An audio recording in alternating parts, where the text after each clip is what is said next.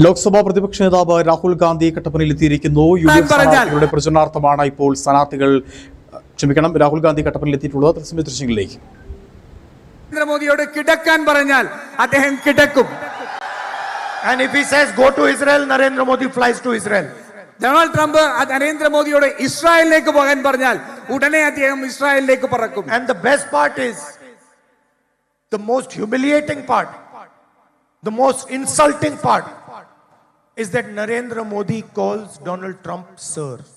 അതിന്റെ ഏറ്റവും അപഹാസ്യമായ, ഏറ്റവും അധികം നമ്മളെല്ലാം വേദനിപ്പിക്കുന്ന അതിന്റെ ഭാഗം എന്ന് പറയുന്നത് ഡൊണാൾഡ് ട്രംപ് പറയുന്നു നരേന്ദ്രമോദി അദ്ദേഹത്തെ വിളിക്കുന്നത് സാർ എന്നാണ്.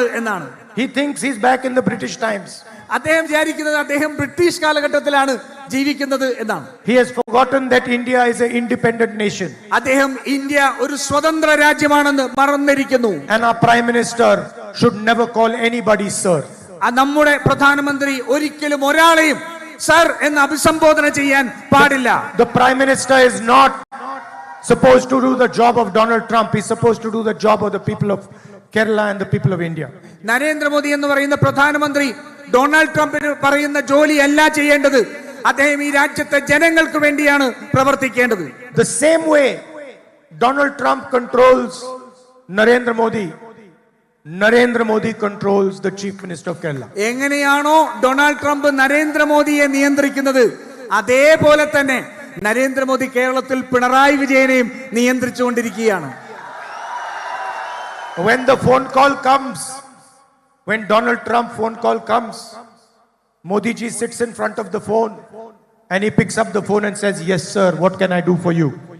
ഡൊണാൾഡ് ട്രംപ് നരേന്ദ്രമോദിയെ ഫോണിൽ വിളിക്കുമ്പോൾ ആ ഫോണിന്റെ മുമ്പിൽ ഇരുന്ന് ഫോൺ എടുത്തുകൊണ്ട് യെസ് സാർ, ഞാൻ എന്താണ് നിങ്ങൾക്ക് വേണ്ടി ചെയ്യേണ്ടത് എന്ന് ചോദിക്കുന്നത് പോലെ.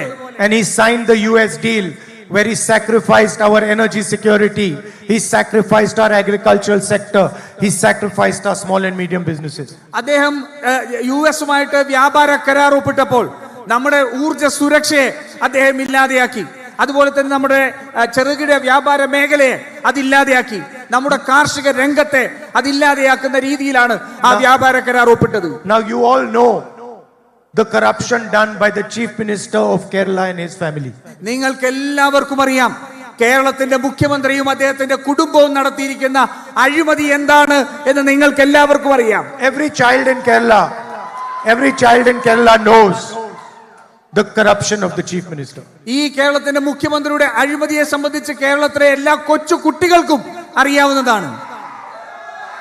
I fight Narendra Modi. I have 36 cases against me. I am out on bail. I've been interrogated for 55 hours. They took away my house. They took away my Lok Sabha membership. ഞാൻ നരേന്ദ്രമോദിക്കെതിരെ വലിയ രീതിയിലുള്ള പ്രചരണവും പ്രവർത്തിക്കുകയും ചെയ്യുന്ന ഒരാളാണ്. നിങ്ങൾക്കെല്ലാം അറിയാം എനിക്കെതിരെ 38 കേസുകളുണ്ട്. എന്നെ 55 മണിക്കൂർ തുടർച്ചയായി ചോദ്യം ചെയ്തു. എന്റെ ലോകസഭാ അംഗത്വം അവർ റദ്ദാക്കി. എന്റെ വീട് അവരെടുത്തുകൊണ്ടുപോയി.